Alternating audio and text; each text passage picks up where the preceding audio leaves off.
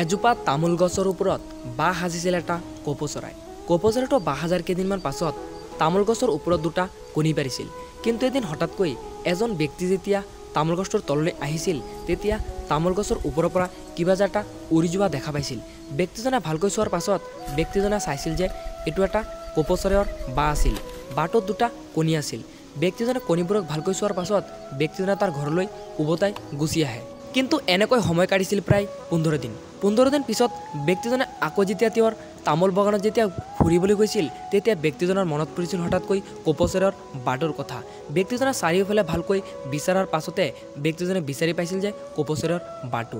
তাৰ পাছতে ব্যক্তিজনে এখোজ দুখোজকৈ আগুৱাই গৈছিল কপৌ চৰাইৰ বাহটোৰ ওচৰত। কিন্তু ব্যক্তিজনে এবাৰ গৈ চাইছিল যে কপৌ চৰাইৰ বাহত এতিয়া কণীৰ পৰা পোৱালি ফুটি উঠিছিল। কিন্তু ব্যক্তিজনৰ সন্দেহ হৈছিল যে দুটা কণীৰ পৰা দুটা পোৱালি ফুটি উঠিব লাগিছিল। কিন্তু তাৰ মাজতে এটা পোৱালিক দেখিবলৈ পাইছিল ব্যক্তিজনে ভাবিছিল যে তামোল পাতৰ ওপৰত থকাৰ কাৰণে কপৌ চৰাইৰ পোৱালিবোৰ তাৰ ওপৰৰ পৰা তললৈ পৰি গৈছিল চাগে।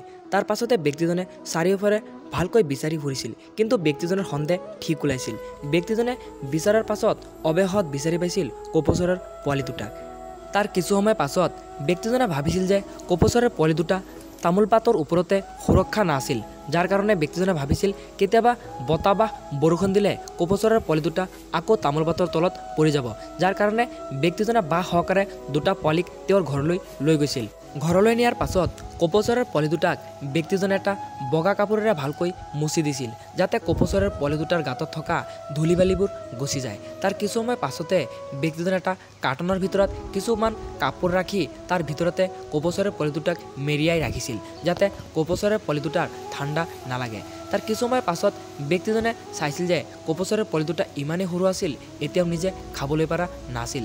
যাৰ কাৰণে ব্যক্তিজনে এটা ইনজেকশ্যন চিৰিজৰ সহায়ত চাউলৰ গুড়ি পানীৰ লগত মিহলাই কপৌ চৰাইৰ পোৱালি দুটাক খাবলৈ দিছিল। আৰু কপৌ চৰাইৰ পোৱালি দুটাও ব্যক্তিজনক তেওঁৰ মা ভাবি কপৌ চৰাইৰ পোৱালি দুটা ইনজেকশ্যন চিৰিজৰ পৰা খাবলৈ আৰম্ভ কৰিছিল। এনেকৈয়ে ব্যক্তিজনে কপৌ চৰাইৰ পোৱালি দুটাক পুহিবলৈ আৰম্ভ কৰিছিল। আৰু কপৌ চৰাইৰ পোৱালি দুটা এতিয়া লাহে লাহে ব্যক্তিজনৰ মৰম ভাল পোৱাৰ কাৰণে এতিয়া লাহে লাহে ডাঙৰ হ'বলৈ আৰম্ভ কৰিছিল। তাৰ পাছতে ব্যক্তিজনে এতিয়া সকলো সময়তে কপৌ চৰাইৰ পোৱালি দুটাৰ লগত থাকিবলৈ আৰম্ভ কৰে। সকলো সময়তে ব্যক্তিজনে কপৌ চৰাইৰ পোৱালি দুটাৰ লগত খেলি থাকে বা কেতিয়াবা কপৌ চৰাইৰ পোৱালি দুটাক ব্যক্তিজনে গা ধুৱাই দিয়ে, আকৌ কেতিয়াবা ৰ'দত দিয়ে কপৌ চৰাইৰ পোৱালি দুটাক, কেতিয়াবা মুক্ত শাকত এৰি দিয়ে কপৌ চৰাইৰ পোৱালি দুটাক উৰি যাবলৈ, আকৌ কেতিয়াবা খাবলৈ এৰি দিয়ে পথাৰৰ মাজত। কিন্তু কেতিয়াও এৰি যোৱা নাছিল ব্যক্তিজনক কপৌ চৰাইৰ পোৱালি দুটা। এনেকৈ লাহে লাহে এতিয়া কপৌ চৰাইৰ পোৱালি দুটা ডাঙৰ হৈ উঠিছিল, যাৰ কাৰণে এতিয়া ব্যক্তিজনৰ লগত সকলো সময়তে কপৌ চৰাইৰ পোৱালি দুটা থাকিবলৈ আৰম্ভ কৰিছিল। ৰাতি হ'লে কপৌ চৰাইৰ পোৱালি দুটাক ব্যক্তিজনে তেওঁৰ লগত তেওঁৰ বিচনাৰ ওপৰত শুৱাইছিল। বিচনাৰ ওপৰত কপৌ চৰাইৰ পোৱালি দুটাক ৰাখি কেনে যেতিয়া ব্যক্তিজনে বাঁহী বজাই মাতে তেতিয়া ব্যক্তিজনৰ ওচৰলৈ দৌৰি আহে কপৌ চৰাইৰ পোৱালি দুটা। এনেকৈ লাহে লাহে ব্যক্তিজনৰ লগত কপৌ চৰাইৰ পোৱালি দুটাৰ মৰমৰ সম্পৰ্ক গঢ়ি উঠিছিল। এনেকৈ প্ৰায় সময় কাটিছিল 1.5 মাহ।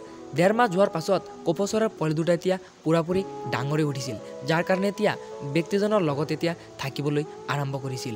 সকলো সময়তে ব্যক্তিজনৰ মূৰত বা কান্ধত উঠি কেনে ঘূৰি ফুৰিছিল। কিন্তু ব্যক্তিজনে যেতিয়া বাঁহী বজায় তেতিয়া কপৌ চৰাইৰ পোৱালিটো এনেকৈ মাতিবলৈ শিকি গৈছিল।